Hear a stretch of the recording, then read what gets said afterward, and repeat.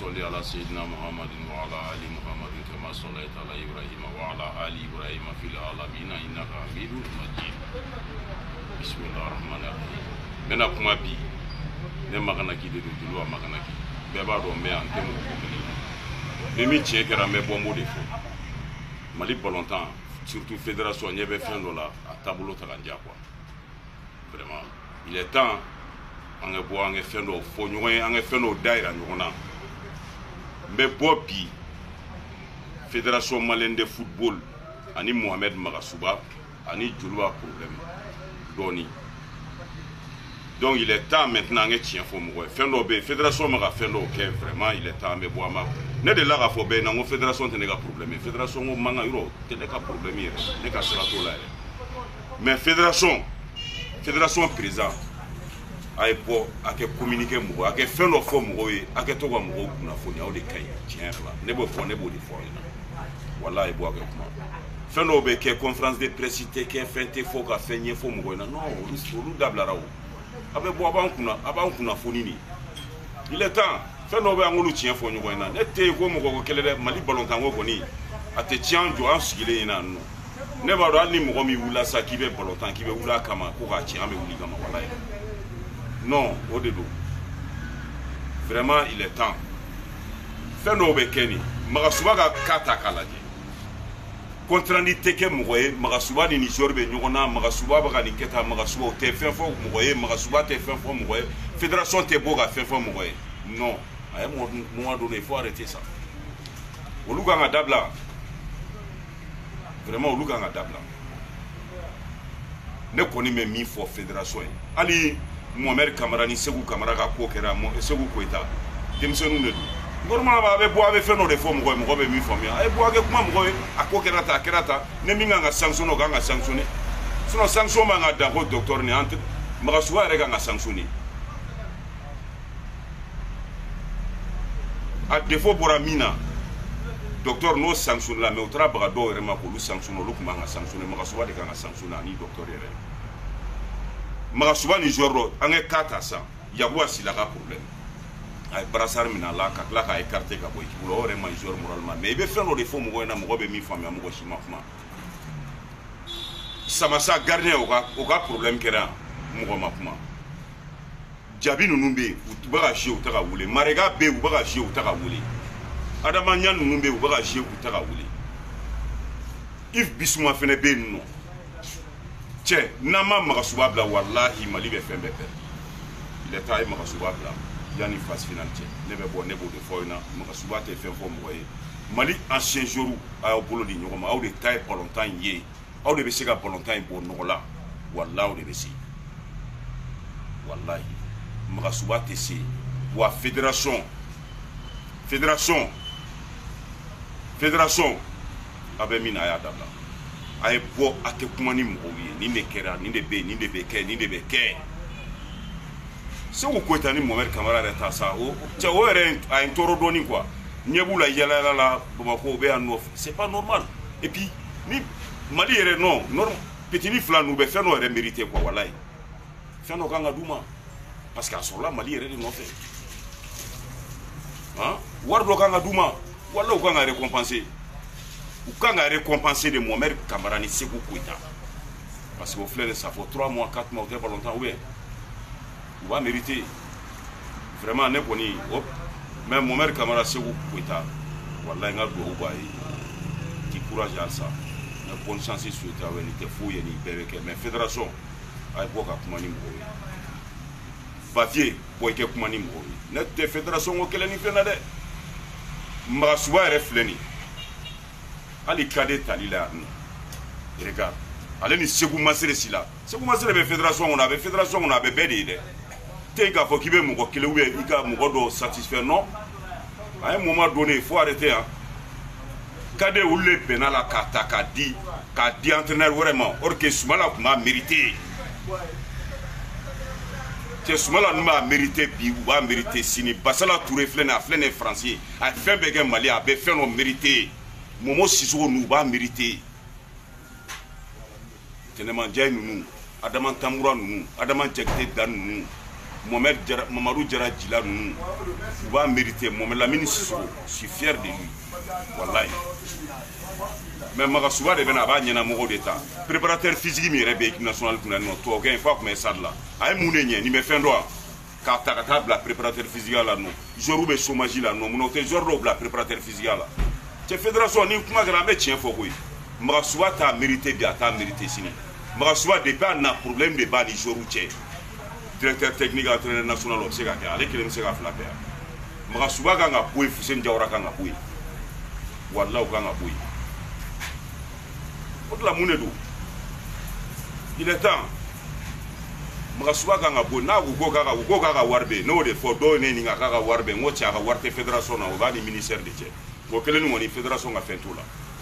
Oya ni ministère di. Naga warbe mais kelen siga ke directeur technique ka kla ka ke entraîneur national non.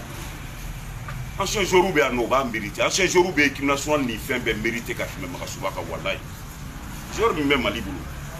Donc vous dites que Mali qualifiera à 2 journées de la fête. Mali équipe de la Guinée Guinée mime favori Mali sera gatia. Coupe d'Afrique la Antarama est le 8e de finale là. Mali est Djoti, Mauritanie Angola. Hein? Ivoire Manchia, mauvaise coaching. Tu fais donc un roule tien pour nous voir ça. Wallah Magasouba t'a mérité. À l'équipe nationale n'a pas mérité bien, t'a mérité ça. N'était pas même à mon campagne mais t'a mérité bien. Dépend na problème ni Bissouma Tchéré, Ablaye Djabi ni Féo. Mais il y a beaucoup de gens qui ont Kerata. Fédération qui n'a pas beaucoup de gens. Oui. Achi. Autre la Mounedou. Président des jeunes fédération n'a pas de cas. Atiens qu'à faire avec mon satisfait non. Ni cadet ni junior ni espoir ni logo ni Féo. On est dans un genre de entraîneur là. Mourle de Koumé, junior là. On est avec moi là. Il est temps. Ancien joueur ou bien mérité. Fédération. Wallahi, amaga kumaniye. Ancien joueur.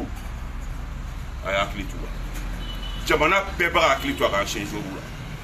Ni Burkina tabi, ni Sénégal tabi, ni Guinée tabi. A bay ancien joueur de. Algérie tagala Jamel Belmadi. Sénégal Alou Sissi. Jamobo Balde ni fion a bébé Guinée Safou ni fion na non. Sénégal Diouf ni fion ou bébé. Auto la Mounedou. Balontana de BC, Balontana Koro de BC ka Balontan yana bo. Le BC. Ne bo fobi, ne bo fosi, ne tia ga mo satisfait. Demi kera no ate iba foko joru ko fait non, nous défendre, nous défensi. Ou ba mériter ou sekenadi. Joru be ba go sora sudi, tenitudi. Wallahi Balontana. Mali sportif ou fait me façon représenter ou bébé ba go tenitudi. Sora sudi. La folie des femmes. Les miques là, on dit fou. Et tiens, quand vous me faites, Mali Balotani, mon qui vient en faire à Boro, voilà, il va en connaître. Magasouba, phase finale là. Phase finale, il y a nos Tchéogaboui. Mais, Magasouba, il fallait que latéral gaucher y a. Charles Traoré, Bekay Dibassi, il est bas, boulot bana. John sera capement. Des fois, il y a un mariqué latéral gaucher. Charles Traoré, Bakay Dibassi sigilé ma boulot bana. Fallait être latéral gauche des métiers, amarité latéral gauche des métiers. Nous mieux latéral gauche des métiers pour voler cana tout la jouer. Dieu sera à Boga Magasouba ininga. Wallahi Maliga problème, national la problème. Magasouba be Boga explication le dit moment. Il faut car Magasouba quand a démissionné. N'a ma démission au Kangabla. Ni min keramo de forêt. Fédération ka foga be mo saboke a mo kele saboka be ambede kama. Ne tient qu'à fort, d'autres de fort, fédération on tenait qu'à pour mener fin l'eau qui ramène boire match n'y a faux. Voilà ma faux. Bissouma Nbe, Djabi Nbe, Adamanian Nbe, Mareka Nbe. Avec voilà nous n'entraînons pas nous, on avait boire avec Kumadi, avec fort qu'à paix de coups nous contient Magasouba, Magasouba t'as Mali national. Nous sommes des supporters, hein? Nous sommes des Maliens aussi. On se revoit là avec moi, mon chit n'a pas qui vient en rapport au temps qui s'appelle préparateur physique. Qui chique ça de la noix, c'est gagné sur le bot à Canofli. Quand on Canofli en équipe nationale, nos préparateurs physiques. Mali ancien jour où tu m'as dit non. À tes nuits, au lieu d'autres, à tes doigts chômage là. Ne connaît même mi fort, en ce qu'il est nous. En même temps, là, Wallahi, équipe nationale nous avec ancien jour où on va mériter. Soumala Kouba Numbe, Momo Sissoko Numbe, Mamadou Diarra Djila Numbe, Serou Keta Serou Blé Numbe, Tenemandia Numbe. Adama Tamura ninnu bɛ yen, Adama Jakite Da ninnu bɛ yen, u ka ca, Sumala Jakite ninnu bɛ yen, a ka ca. Bassala Touré, il a tout fait pour le Mali. Bassala bɛ fɛn dɔ, Bassala man ka taa i sigi Faransi yɛrɛ, Bassala kan ka kɛ fɛn dɔ de ye ale ni Sumala ninnu, wallahi. Non mais non, ne b'u caman ye Faransi ye non.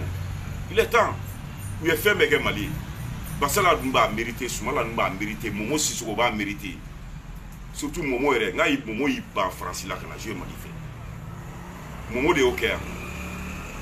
Mohamed Lamine Sissoko a y'a kɛ k'i ban Faransi la ka na jouer Mali fɛ. Momo Sissoko a bɛ fɛn dɔ mérité, il mérite. Le respect, a bɛ fɛn dɔ mérité Mali yɛrɛ la, a bɛ place dɔ mérité. A b'a hakili t'u la de. Ne mun ye, hali Sami ninnu bɛɛ bɛ yen. Mais il est temps. Mais Magasuba kelen se ka na k'a bɛ équipe nationale ka sago ye non. Ni min ka di ye i b'o ta entraîneur la, ni min man di ye i t'o ta. Non non non, o se ka kɛ o. K'e ye directeur technique ye, e ye entraîneur ye, i bɛ kelen de ta fila la. Magasuba yɛrɛ tɛ nin fila si mérité. Cɛ ancien joueur aw de ta y'a ye bɛn, aw ka bolo di ɲɔgɔn ma, aw de ta ye ballon tan ye.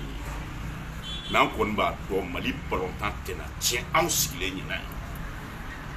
Ne kɔni anw sigilen don. Voilà, b'o fɔ bɛɛ lajɛlen. Fédération bɛ bɔ ka kuma dɔ fɔ mɔgɔ ye, an bɛ min faamu. A bɛ bɔ ka communiquer de, a bɛ bɔ de ka mɔgɔw kunnafoni. Mais k'aw ma ko a kan ye, hali ne ni suspend ni a bɛ bɔ de a b'a fɔ. Fédération an t'o duman fɔ aw ɲɛna koyi. Walahi an b'a fɔ. N'o de fɔ ɲɛda filɛ n'o o banna ni min kɛra nin y'a daminɛlen de walahi ni min kɛra an b'o de tiɲɛ fɔ. Han, ni min kɛra an b'o de tiɲɛ fɔ. Il est temps. Fédération président, il bɛ bɔ, i bɛ kuma de papier, i bɛ bɔ, i bɛ kuma. I bɛ bɔ, i bɛ fɛn dɔ de fɔ, an bɛ min faamuya. Problème min bɛ joueurs ni ɲɔgɔn cɛ, ni entraîneur cɛ, ani problème, i b'a bɛ bɔ a b'o de ɲɛfɔ an na parce que coupe du monde éliminatoire bɛna sa Mali mago bɛ denmisɛnnin ɲumanw bɛ Mali bolo walahi. Hali ni nana hali n'i y'a équipe di ne ma, walahi n bɛ se ka fɛn dɔ kɛ. Mais Magasuba 8e de finale. Ko Magasuba ka bilan ka bilan 0. Walahi bilan 0 a ka bilan man. Guinée de tun ye équipe ba yan ka poule la, an sera ka Guinée ci yan. Match nul Bamako retour la u y'an ci. Mais il est temps. O tɛmɛlen kɔ ka bɔ yen. N bɛna kuma Joliba. N ka foli bɛ Joliba. N b'a bɛɛ don ɲɔgɔn na quoi. Joliba supporters ye, n ka foli bɛ Joliba dirigeants ye. Vraiment, mais bonne chance souhaiter Joliba. Allah pour que champion. Mais c'est vous problème, c'est vous ligue problème, c'est vous ligue problème. Il faut que Joliba qui c'est moi là, t'es Joliba y sera là, c'est vous ligue problème. Moro Kouba tra segudo, n'y a d'aller un dimanche, mais en sono. Mbaga Facebook là, y a pas là, avec moi là, comme Marusso, c'est pas ton problème, Joliba a problème. Faut n'est pas problème, Joliba a problème, à tes Joliba y sera là, puis à tes Joliba y sera là. Il va faire que dans les crises, mais voilà, les crises, en tout cas, c'est fini. Salomi en soro, quand on banque à jouer, voilà, Moro, tant soro, et les bagananaï. Marusso, t'es Jolbisi, t'es Sini, à défendre. C'est où de Taouga Balantin, c'est où de Bouga Ligue fait, nous, une fédération, mais nous, on a une fédération qui est là, de Jolba, quel est Mali équipé, capti d'Adola. Moro est Mangati, c'est là. Jolba est Jolba. À tes Jolba supporter ou, voilà, et comment la main. Jolba qui c'est moi ni mana, quel est à tes Jolba engagé fouille là. À tes Jolba et sera là, à tes Jolba et sera là. Moussa Konaté nana fara o kan no ka wuli fa do ta bota ni tuwolon bla mo gon a labana to jumena ka o ndege ga o bla force physique a be fo nyogon wore de ka o soro non tout sauf ça o banon ni be Marusso défa e ba défa yere ga fe na ta fara ka défa Joluba te Marusso défa bi ta défa sini Marusso te Jolbisi bi Jolbisi te ça d'ici de ça d'ici 100% ne are bora li do ara jola ka kuma kale nana ale ça d'ici de ay ne Jolbisi do a majeur do de un certain sada Amo de Sadma, ni Jolbisi do Munamadi. Ciao refinessa, e fleligue ça. Nous avons des jours là, nous avons Mouama, Sobe Mao des jours là, Alfen Bangourani fait nous Kadimo. Tché, Mourwa et Sabali à la Kama.